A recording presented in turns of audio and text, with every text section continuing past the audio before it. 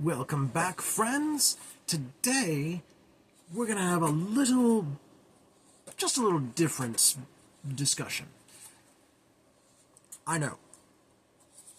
I was saying I was going to get to start narrating this book, but I have something that I would actually like to announce first, and as well as do a little bit of an introduction, not just to the book that I'm talking about, but, in relation to it.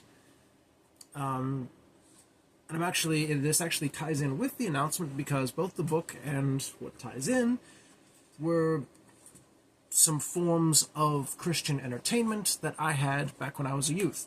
I did an episode on this regarding Adventures in Odyssey, Patch the Pirate, and VeggieTales, but these two are these two other things are different because, well, the book, written literature, and it was Christian entertainment in written book form.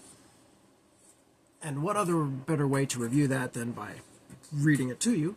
But I'm going to share with you some other books that I really enjoyed and was into by the same authors, and in relation to, what else I read.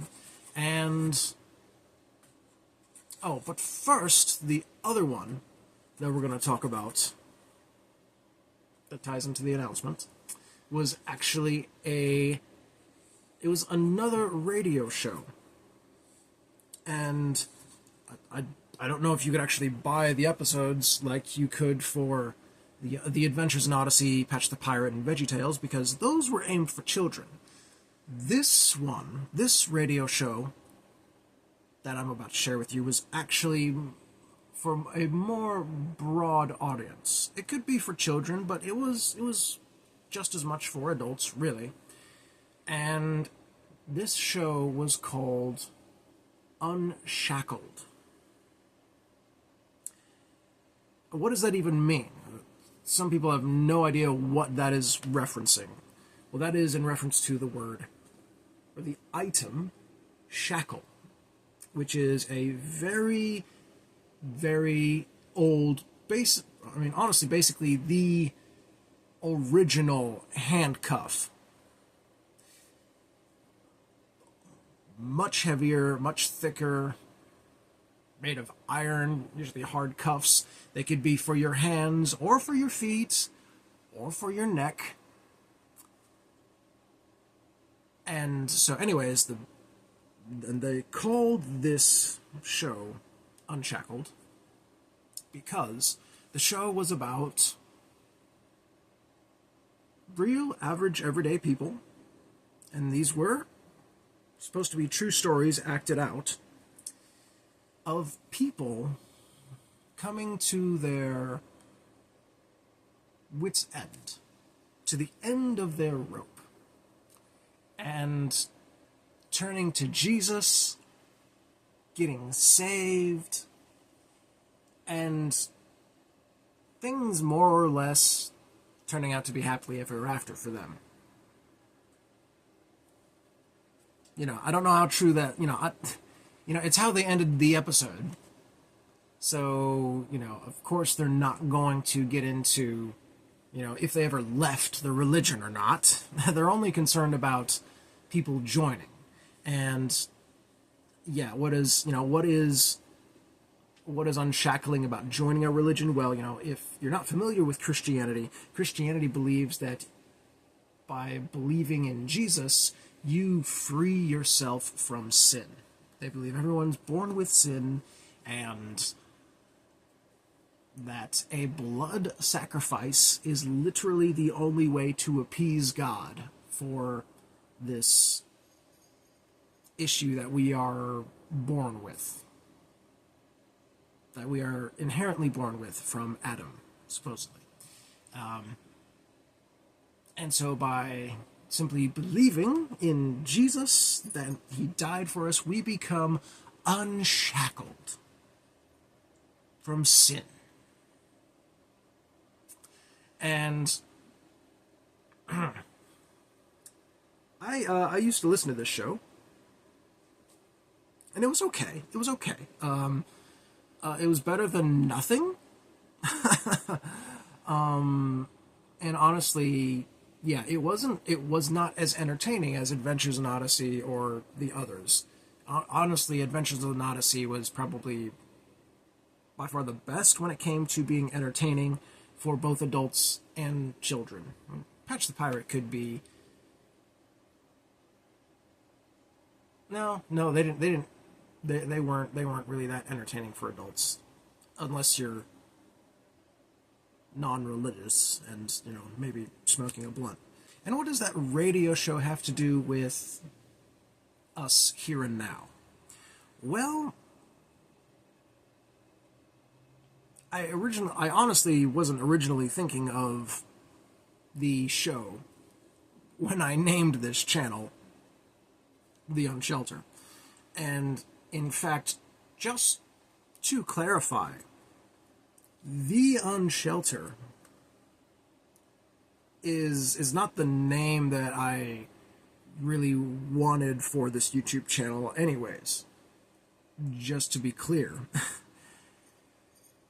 To me, what I want to call The Unshelter is a physical location. I've mentioned that here on this channel before. I would like a physical location that is a charity for people who have left religion, who have religious trauma and have nowhere to go because their families have rejected them, and or they're they're in a maybe they're from the Bible Belt where they struggle to get a job for being themselves or whatever, or they're worried about they just want somewhere that's a little bit more guaranteed to where they're not going to run into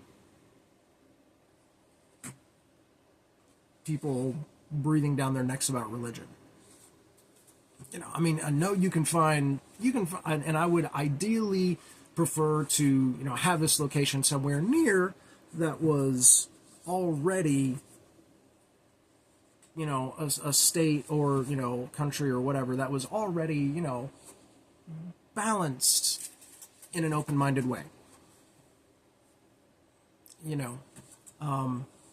But yeah, I would call that location The Unshelter. And they could go there, stay there as long as they needed till they can get on their feet. They get, the healing that they need, the therapy they need, any real-world education to help them, find a job, start a career, whatever they want to do to, help them find themselves, help them make peace with themselves and their place in the world, help them understand the world, from a realistic standpoint. That's what I would like to see occur. That's what I would like to call The Unshelter. This YouTube channel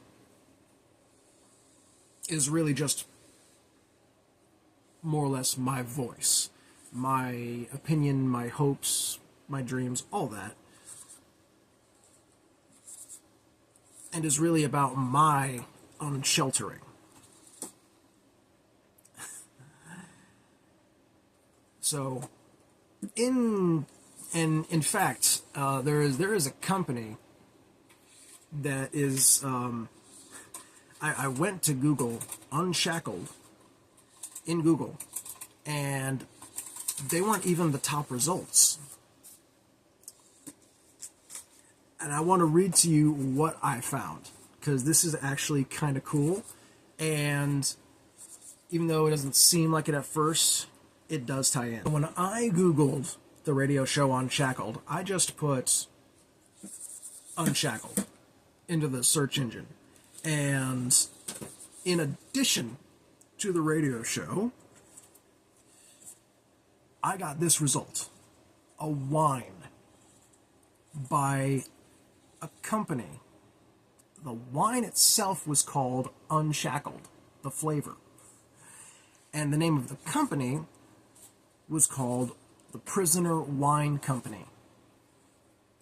And according to the website or news report or whatever, Constellation Brands, they said that it became so popular that, and I'm just going to quote it, the portfolio has been recognized by consumers and critics alike as one of the most innovative wine brands in the market, leading the resurgence of California luxury red blends and earning a cult wine status.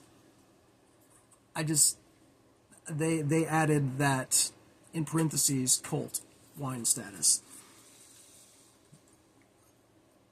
And then I found this little description by thedieline.com, and they said, Unshackled is inspired by the freedom to leave the rulebook behind. A behavior that has always been expressed through the Prisoner Wine Company's unconventional approach. But that line right there, Unshackled is inspired by the freedom to leave the rulebook behind. I love that so much.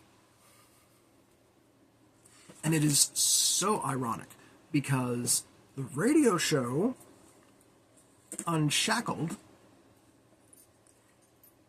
is, when we're realistic about it, is actually about people starting to follow a rule book and becoming shackled to a cult and very narrow-minded, limited way of thinking. So it really, the name Unshackled for a Christian radio show about joining the cult would be like, what's a good example? It would be like if the Scientologists made their own radio show about people who signed up for Scientology and they named it Becoming Smarter. Or some shit like that, you know, joining the, it would be like if the KKK made their own radio station and called it Becoming Tolerant. It doesn't actually make sense. Now, from a Christian perspective, the title Unshackled does make sense because you have to, you have to know the backwards loops to understand and think that everyone is riddled with sin and possessed by it. That it is such a terrible issue that joining their specific religion is the only way to become free of it. So I've decided, in lieu of all this, and also, The Unshelter,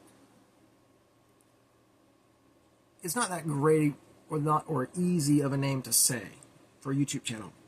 Unshackled, The Unshackled, that wouldn't sound great either. Or The Unshackled.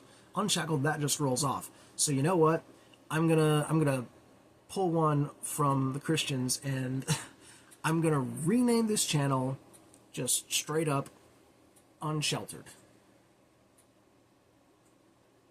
Easier to say, feels like it's way more applicable with some of the things I talk about, and that reminds me, I would really like to have, I mentioned previously that I wanted to share stories of other people that had left Christianity, and I may still do that. If you have a story about leaving Christianity that you would like to send to me, share it in the comments, send it to me through email. I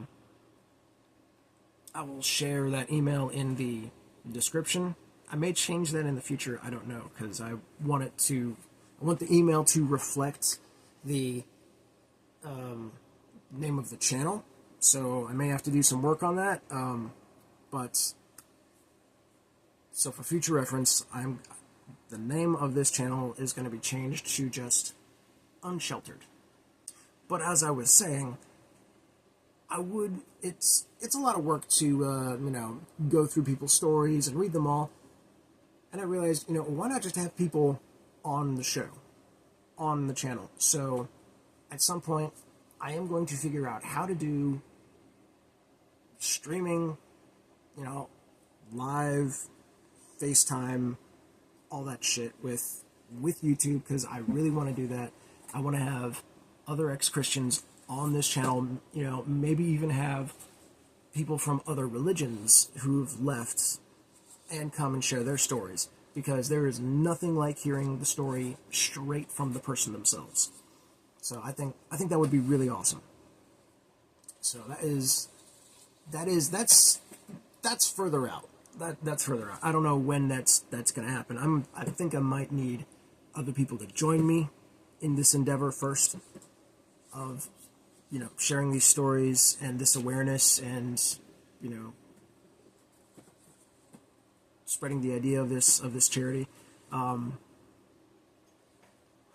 But for now, we're just going to continue with what we got, and if I'm able to figure it out on my own, then I definitely will. I'll definitely be trying to look into it. But I have a lot going on that I am juggling with. I am working 6 days a week again, and trying to work my way to where I don't have to where I can have 5 days again, but that may be a while.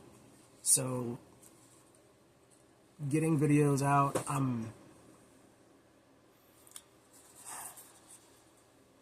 ended up getting a therapist.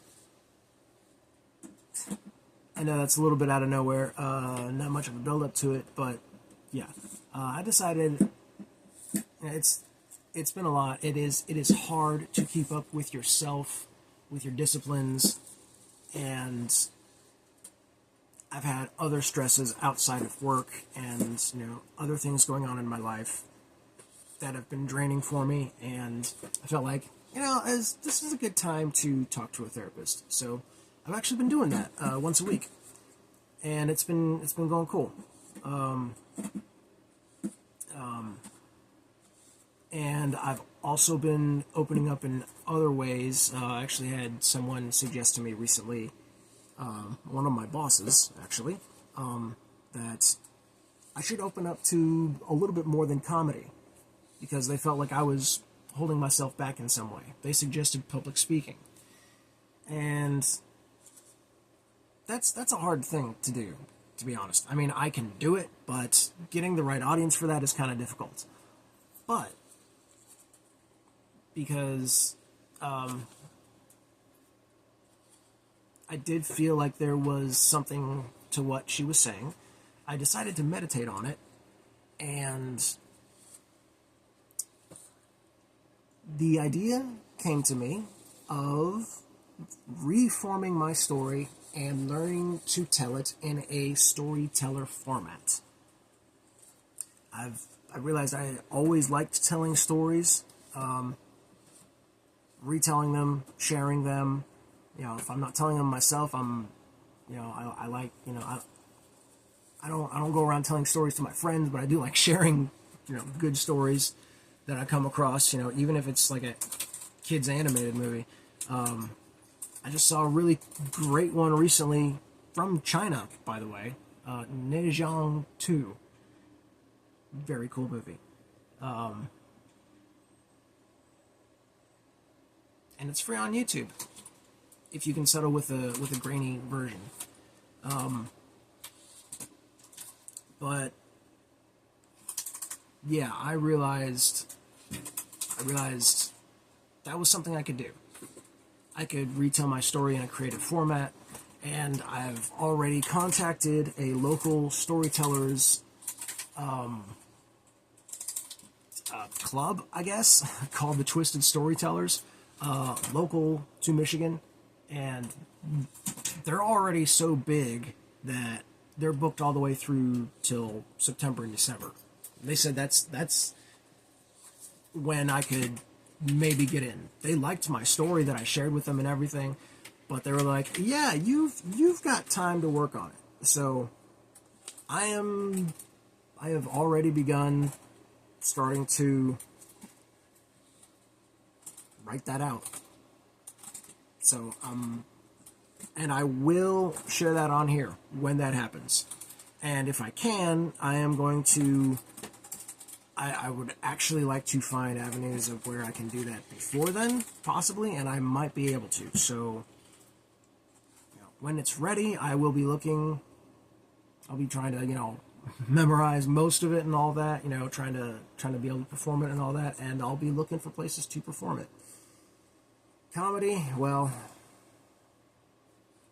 yeah, I still want to do comedy too, but I'm working 6 days a week, y'all. I don't know how comedians do it. I also don't have a car right now, so trying to save up money and all that shit.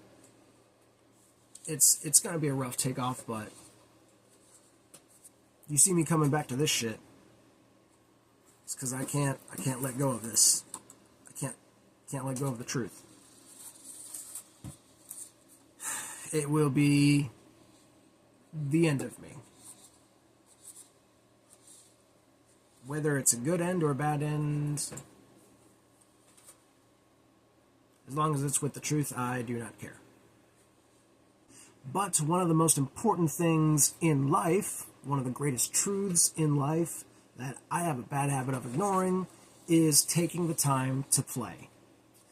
So, that is what I'm going to focus on next for this channel. Just a little bit of play in reviewing this book. If you enjoy how I do in narrating and reviewing this book, then I will go through the other books. Or you know what, maybe I'll let you guys vote, or maybe I'll just do my favorites anyways. I don't know. But we'll definitely start with the thin ones and work our ways to the thick ones if we end up doing that. But anyways, these are now some of the books that I was raised on, back before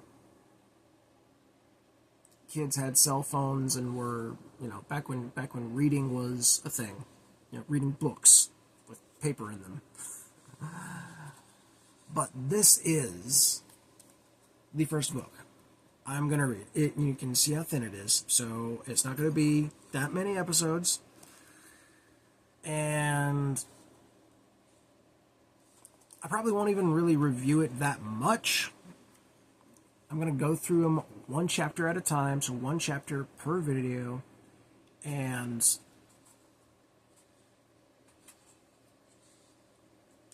yeah, so this one is called The Tombs of Anak, and is featured, you know what? Fuck it, I'll just read the back to you. I'm only going to do it with this one, because this is the one I'm going to be reading to y'all. I won't read the back of the other ones, but I'll give like a little brief description of what I can remember about it. But this was my favorite.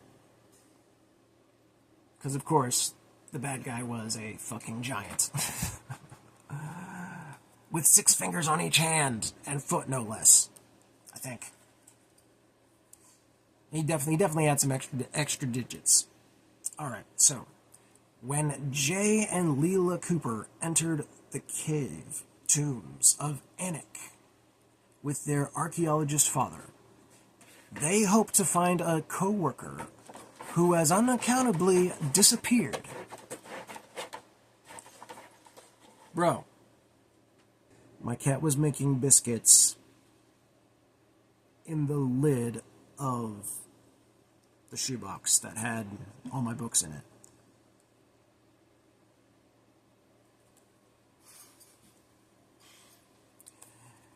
So let's try that again.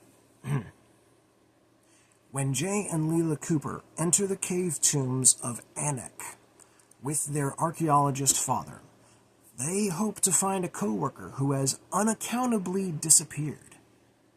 Instead, they stumble onto a frightening religion and new mysteries that soon put them all in incredible danger. Who or what is Harafa? How does he hold the local villagers in such overwhelming fear?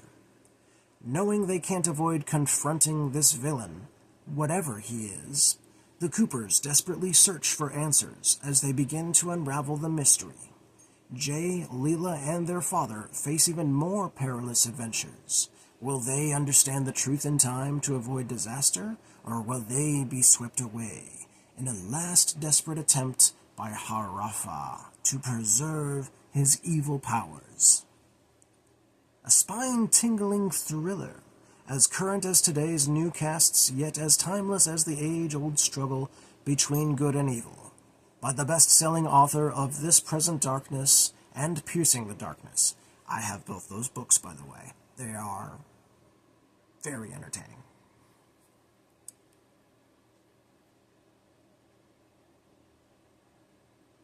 And that's all the description you need. So, yes, and that's, honestly, that is not the greatest description, so just a little bit more detail. This is in connection to the Bible passages that I have been going through. I can't say exactly the specific time era. They may, I'm pretty sure they do discuss that. I think it kind of leans towards, I mean, they're not going back in time or anything, but who they say this individual goes back to would be...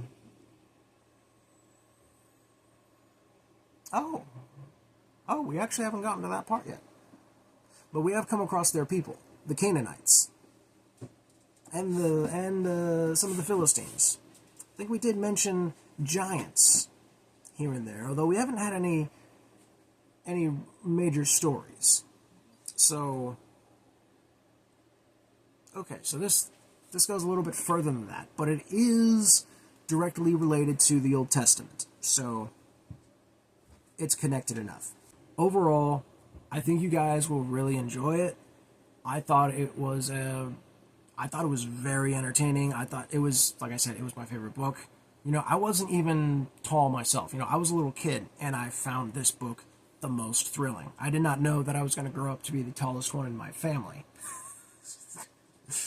or the most open-mouthed black sheep sinner villain of them all either. So it's a very ironic twist of fate that a book where a giant is a villain was one of my favorites.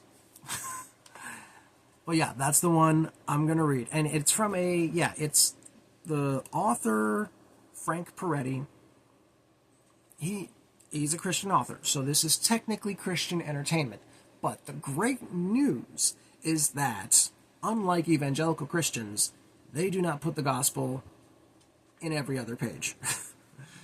Alright, that's an over-exaggeration, but you get what I mean. They like to push it. And there's some mention of God and Christianity, but not a lot, and not super directly from what I remember. Remember, I've read this book a lot, so yeah, there's hints of it, but overall, it's really, really significantly less religious than Patch the Pirate, believe it or not.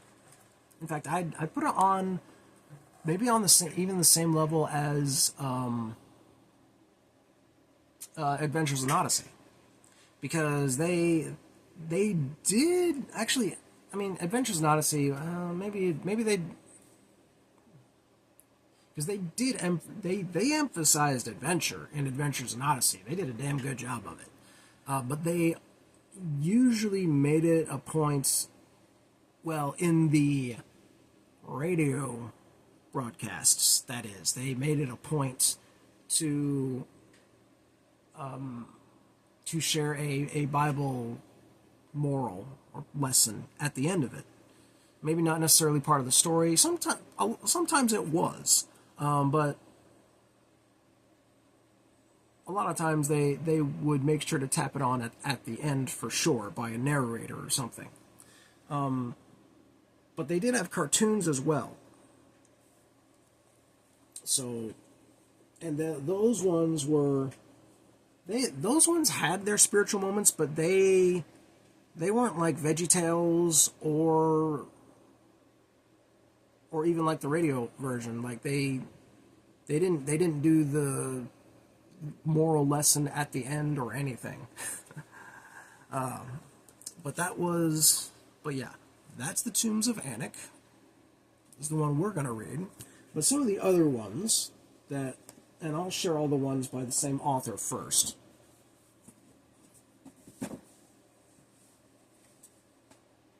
Oh my gosh, I have that one too. I forgot. Crazy. So most of my Christian entertainment books are by Frank Peretti. All except for 3 of them. 1, 2, 3, 4, 5, 6, 7, 2, 3, 4, 5, 6, 7, 8, 9, 10.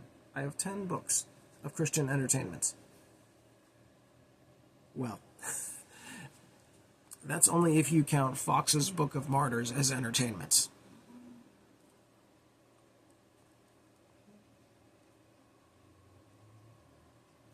I mean, what else?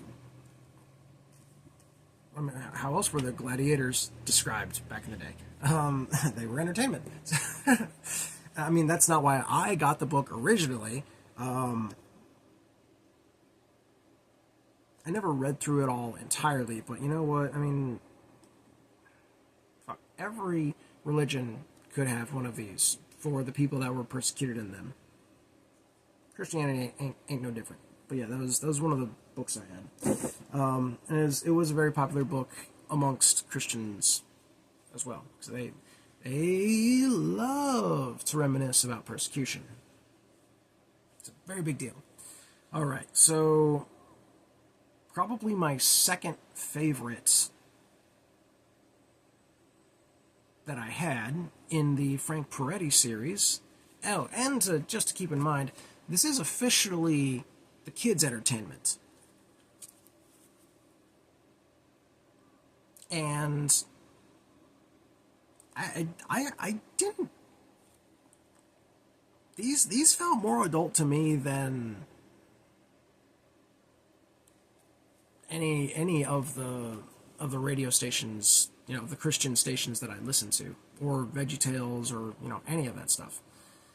Kind of amazing. Like these were probably the least religious of the Christian entertainment. That's probably part of why I enjoyed them so much too. But this one is Frank Peretti, the Deadly Curse of Toko Ray. That's very difficult. There we go. There we go. That looks like it's showing up kind of clear. But yeah, yeah. Oddly enough, this was somehow my second favorite. They do mention some of the other books that are in the series that I do remember. We had a good number of them, although not all of them. But for some reason, I only had these 3 in this particular series. This one, I honestly don't know how I ended up with this one, because I wasn't too fond of it. Trapped at the Bottom of the Sea. One of the kids gets trapped in a container, and the dad and son go down to rescue her. And they you know, obviously they do just in the nick of time. You know, they do some praying. You know, there's probably praying in every single book. That's probably the most Christian thing that they do, and it, as far as I remember, it only happens 1 time per book. maybe more often. I honestly don't remember, but we'll find out at least with the Tombs of Anak. And like I said, if you enjoy it, we'll read the other ones, and we'll you know, maybe we'll hold a poll or a vote about the others, if you would like for me to narrate those. All right. let's skip to these. These two were the last two books that I bought for Christian entertainment. And yeah, by Frank Peretti again, because we're not even going to get to the other ones till after we've gone through all the Frank Peretti books. This one was called Monster. Yeah, significantly bigger. Yeah, all his other books are. Yeah, and these were technically the adult ones. This one is actually about a woman who gets not kidnapped. Honestly, I'm not sure if she's kidnapped or if she just gets lost. But she ends up with a Yeti, Bigfoot, and she's got like a. I mean, she's married. I remember she's got a stammer or something, and she somehow ends up with. She gets lost in the woods. She goes on a hiking trip or whatever, and she ends up lost with a Bigfoot, and has a whole experience with them. And there is an actual monster in it too. Now that I remember, I just remembered that. Wow, this was actually a decent book. The plot line was fairly decent. I only read it once, but I enjoyed it. I definitely enjoyed it. And this next book, which House. Yeah, I read this once, and by Frank Peretti and Ted Decker.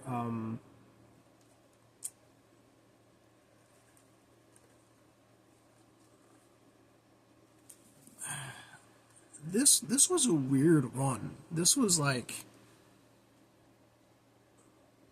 I don't remember anything Christian about the Bigfoot book, and the house seemed even less Christian than that one, to be honest. But I found them entertaining, and yeah, the reason the camera's shaking is because it's on the tripod's on the love seat, and it's shaking every time I laugh or move too much. So my apologies for that. But yes, those were both very entertaining, from what I remember. And then we come to the ones that I read by name on the back of that first book. And I can't remember which one is first or second, but these ones, This Present Darkness and Piercing the Darkness. Holy shit. Were these fun?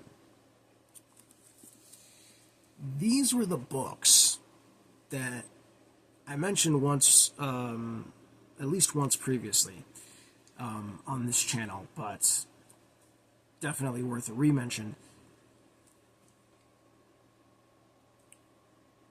Frank Peretti basically takes his imagination of what, well, I don't know if it's his imagination that he put on steroids or whatever, but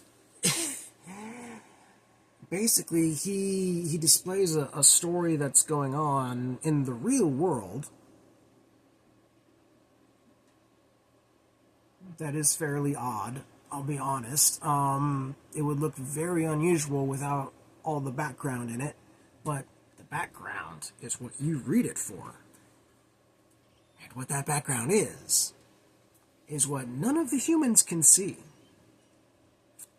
which is a bunch of angels and demons fighting each other throughout the entire book. They're strategizing, they're guarding different people. There's one point where the angels are trying to protect a letter, and the demons are going after it, and you know when the demons die, just turn into a puff of smoke. There's places where the demons hang out that, you know, the author goes into a little bit of detail of. It's pretty cool. I mean, I would not put it on Lord of the Rings level at all, but I would definitely say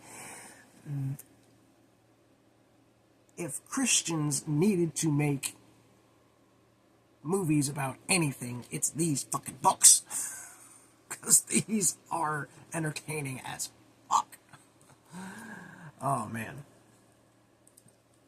I grew up having these books read to me by my parents and my brother. In fact, he introduced me to one of these other books that I'm about to share with you. Because he was huge into reading as well, and even did some of his own writing. And I did my little bit here and there, but maybe I'll get back into it someday. But yes, those were the tales that I grew up on from Frank Peretti. These other ones are kind of a random crapshoot. I already mentioned Fox's Book of Martyrs. That one kind of snuck in early. Not official Christian entertainment, but it's one of the books I have. But now this is a fucking classic. It's another skinny. And now this was the first and closest book I had ever read to something like Lord of the Rings. Now, I don't know if you guys are familiar with Pilgrim's Progress at all, but if you know what that is, this is even closer to the mark of that type of storytelling. This is not set in a modern day or even historical era. This is a completely different world that the author, you know, Charles G. Coleman Jr., whoever the heck that is, came up with himself. And basically, okay, you guys know what a metaphor is? Or a parable, or, you know, a story that represents reality but isn't. You know, it's like meant to tell a story. It's meant to, everything is supposed to represent something. You know, you ever heard of Narnia? The movies? Yeah, those were books. I also grew up on those books as well. I do not have them. But I read every single one of them. There were 7 in that series. Yeah, and we got shorted on the movies. In both attempts, there were 2 of them. And that was also very similar to this storytelling. But unlike those, and, you know, much more like Pilgrim's Progress, you know, Pilgrim's Progress, that is a very classic Christian entertainment story that is actually supposed to be based on a dream. Kind of doubt it, because there's so many details, and that is one of the most metaphorical books, or stories, I should say, to ever come out of Christianity. So basically, with Pilgrim's Progress, everything in it represents something in reality. It's not real. The story of Pilgrim's Progress is of someone who is going from, like, they don't go into the description of the entire world. They expand a little bit in the second one, but it is the tale of someone who travels from the town of Destruction. That's the name of it, the town of Destruction. And they are trying to get to heaven, basically, called the Celestial City. And this individual goes through a whole bunch of adventures to get there, and all these adventures are unrealistic. It's like a fairy tale. But the way it's set up, it is set up to mimic the beliefs of Christianity. Okay? That's kind of what a metaphorical tale is. And that is exactly what The Shining Sword is, but a more modern tale. And this one is there's no destination involved. It's just the tale of it's the story of a guy who joins these people that live in a castle who fight these demons, but they are the only ones that can see these demons because they have special armor that no one else really understands. And it was a fun story. That's really more or less all it was. I'm not, honestly, I don't think it was, I mean, for all ages. Yeah, definitely approved by, evangelical Christians, Baptists, Mennonites, yeah, Christian bookseller company. Yeah, it was huge with Christians. They loved it. And yeah, as a kid, I found it pretty entertaining. And then we come to the very last Christian material book that I have. And I actually had to do a double take because I wasn't sure if this was Christian or not. Is definitely more so aimed at kids. I'll be honest, it's another skinny one. And so the story behind this book,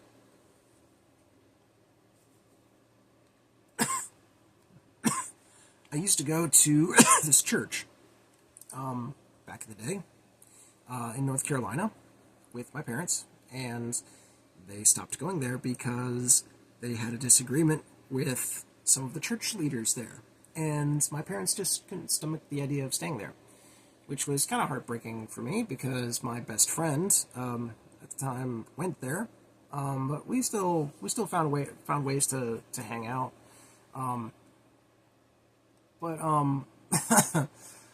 But when we split, and I guess I had this book that I borrowed, because I thought skunks were kind of cool. Part of the reason that was because my parents had a movie on VHS. Some of y'all don't know what that is, but many of you will. But it was a movie with the actor Don Knotts. Someone else y'all will recognize. But the movie was called No Deposit, No Return. And there were two kids in it, brother and sister. And the brother owned a skunk. Yeah, it was definitely a comedy. And it was hilarious. 100% worth looking up and watching. But yeah, so I kind of liked skunks as a result of that, and I hadn't. But yeah, anyways, so I was like, oh, cool, a book about skunks in our church library. And then I honestly don't know how long I had it before all of a sudden we weren't going there anymore, and I completely forgot to take it back. So I still have it. Whoops. But yeah, The New Kid in Town. Yeah, totally did not speak volumes to me personally, just from the title. But yeah, I don't recall it being super emphasized on the religious aspect, but I read the back and I was like, oh yeah, this is definitely religious. But I just thought fuck it. I know I said I wasn't gonna read any of the back descriptions to you, but I'd like to read this one to you. Don't worry, the video's about to be over. Homeless and friendless, Fuzzle searches to find his place in the forest. But all the other forest dwellers seem to avoid him, and he begins to grow bitter and angry. Then, in an action-packed crisis, Fuzzle discovers a special creator-given gift that establishes him as the hero of the forest.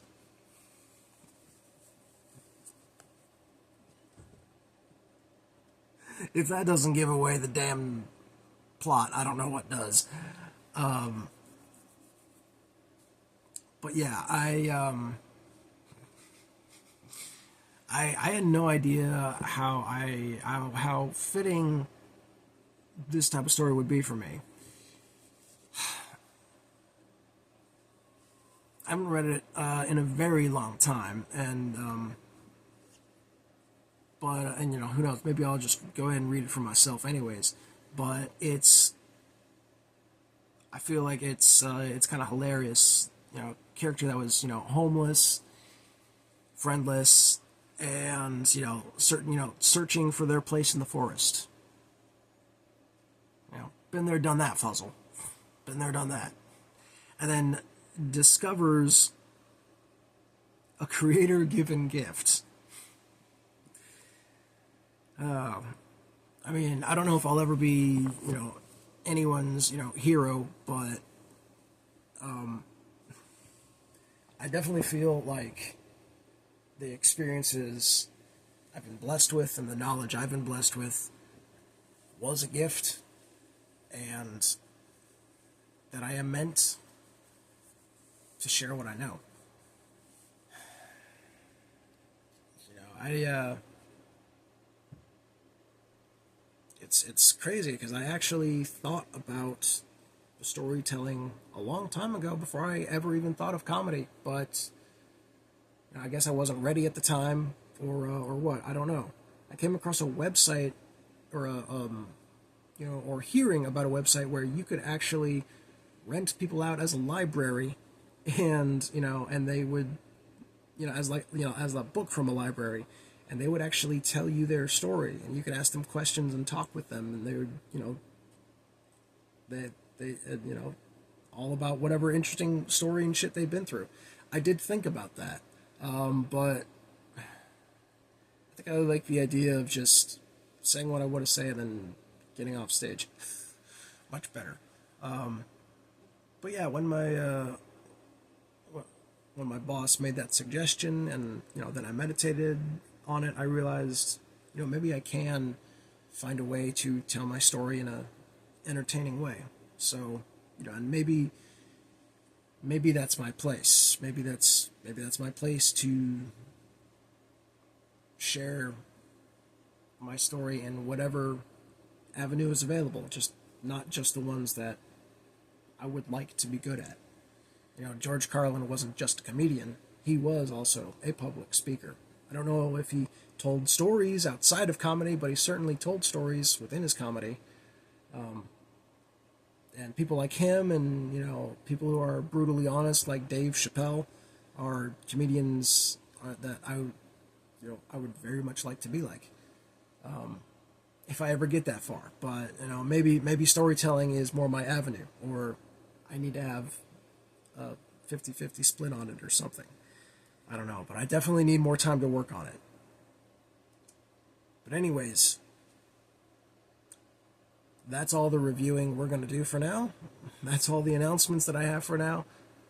So, no more delays on that storytelling. We are getting to the Tombs of Anik in the next video. So, stay subscribed, stay tuned, and I hope you enjoy. Until next time, my friends, stay safe and farewell.